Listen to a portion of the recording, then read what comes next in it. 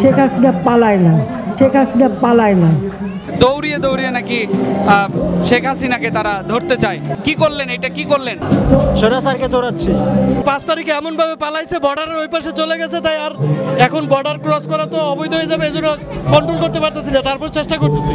দেখি ধর ধর করছিলেন, কাকে ধরবেন? হাসিনাকে ধরবো। ধরতে পারলে? ধরতে পারলে ধরতে পারেন নাই? না, ধরতে পারিনি, চলে গেছে, পালা গেছে ইন্ডিয়ার, মোদির কাছে চলে গেছে। আপনি ধরতে পেরেছেন? শেখ হাসিনা তো বলছিল যে সবাই পালায়, কিন্তু শেখ হাসিনা পালায় না।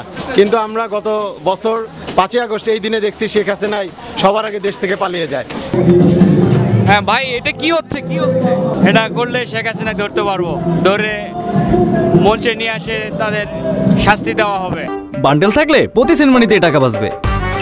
বিকাশ সেনমানি বান্ডেল কিনে জিতুন প্রতি লেনদেনে। এবং তাদের নেতাকর্মীদেরকে অসহায় অনাথ করে, এতিম করে এই দেশে রেখে চলে যায়। তা আমরা চাইবো বাকি যারা এতিম সন্তানগুলো আছে তারাও যেন এবছরের মধ্যেই তারাও যেন পালিয়ে চলে যায়। শেখ হাসিনার তাড়াইতে আছি। হ্যাঁ, দেশে রাখবো না তো, লড়াই বার করতে আছি। ভাই খুব জোরে তো দৌড়ালেন, ধরতে পারবেন? ধরতে পারবো না, তো ফেলে নে ফালাইয়া যাইতেছে।